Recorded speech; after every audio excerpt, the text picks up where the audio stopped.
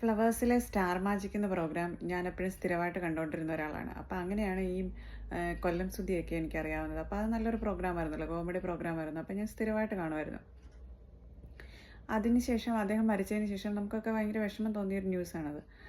കാരണം നമ്മളൊക്കെ സ്ഥിരമായിട്ട് പ്രോഗ്രാം കണ്ടുകൊണ്ടിരുന്നത്. അപ്പോൾ ആ മരിച്ചതിന് ശേഷം വൈഫിനെ പറ്റിയും പിന്നെ വീട് കിട്ടുന്നു അതിനെ പറ്റിയൊക്കെ കുറേ റൂമേഴ്സും കുറേ യൂട്യൂബേഴ്സ് അത് ഇത് പറയുന്നു.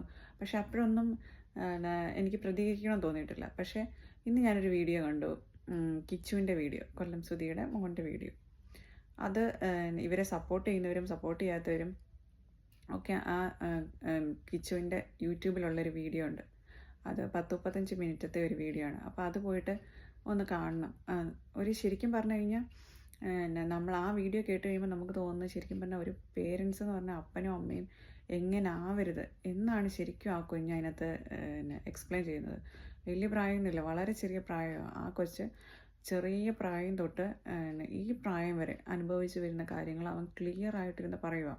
അപ്പം ഞാനൊക്കെ കേട്ടിട്ടുണ്ട് ഇങ്ങനെ പേരൻസ് മരിച്ചവർക്കൊക്കെ ഭയങ്കര വിഷമങ്ങളാണ്. അവരൊക്കെ മീൻസ് അവരെല്ലാം ഒറ്റപ്പെട്ടു പോവും, അവർക്കൊന്നും ആരും കാണത്തില്ല സഹായത്തിന്, അങ്ങനെ എന്നൊക്കെ നമ്മൾ കേട്ടിട്ടുണ്ട്. പക്ഷെ ഞാൻ ആദ്യമായിട്ടാണ് ഇങ്ങനെ ഒരാളിരുന്നിട്ട് സ്വന്തം ലൈഫ് സ്റ്റോറി, അതായത് ചെറിയ പ്രായം തൊട്ട് കുഞ്ഞായിരിക്കുമ്പോൾ തൊട്ട് ഈ പ്രായം വരെ അനുഭവിച്ചിരുന്ന കാര്യങ്ങൾ ഇരുന്ന് കേൾക്കുന്നത്. അപ്പോൾ അത് ശരിക്കും 10-15 മിനിറ്റിൻ്റെ ഒരു വീഡിയോ ഞാനിട്ട് ഫുള്ള് കേൾക്കുമായിരുന്നു. കാരണം നമുക്കങ്ങ് ഭയങ്കര ബുദ്ധിമുട്ട് തോന്നിപ്പോവും കേട്ട് കഴിയുമ്പോഴത്തേക്കും.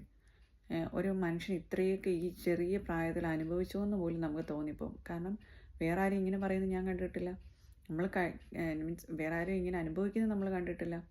അപ്പോൾ അത് കാരണം അത് നമ്മളെ ഇത്ര ഇഷ്ടപ്പെടുന്ന ആൾക്കാരുടെ മക്കളാണെന്ന് ഓർക്കണം. അപ്പോൾ ഇവർ മീഡിയയുടെ ഫ്രണ്ടിലും എല്ലാത്തിനകത്തും അയ്യോ ഞങ്ങൾ അവരെ സപ്പോർട്ട് ചെയ്യുന്നു, ഞങ്ങളെല്ലാം ഭയങ്കര ഹാപ്പിയാണ്, ഇങ്ങനെയൊക്കെയാണ് സംസാരിക്കുന്നത്. പക്ഷേ റിയൽ ലൈഫിൽ എൻ്റെയർ ഓപ്പോസിറ്റായിട്ട്.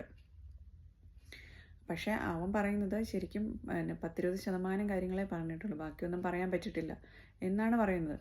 അത്രയും കേട്ട് കഴിഞ്ഞാൽ തന്നെ നമുക്ക് ഭയങ്കര ബുദ്ധിമുട്ട് തോന്നും. അപ്പോൾ ശരിക്കും എന്ന് പറഞ്ഞാൽ അത് നമ്മളിപ്പോഴും നമ്മുടെ പേരൻസിനൊന്നും പറ്റരുത്, ഞങ്ങളുടെ മരണം വരെ അവർക്കൊന്നും സംഭവിക്കരുതെന്ന് നമ്മൾ പ്രാർത്ഥിക്കുന്നത്. അപ്പോൾ ഈ ചെറിയ പ്രായത്തിൽ ഇവരെ നഷ്ടപ്പെട്ട ഒരവസ്ഥയൊന്ന് ആലോചിച്ച് നോക്കിയേ. എന്നിട്ട് അത് കാരണം പല പല പ്രശ്നങ്ങളുണ്ടായവരുടെ അവസ്ഥ, അനുഭവിച്ചവരുടെ അവസ്ഥയൊന്ന് ആലോചിച്ച് നോക്കിയേ.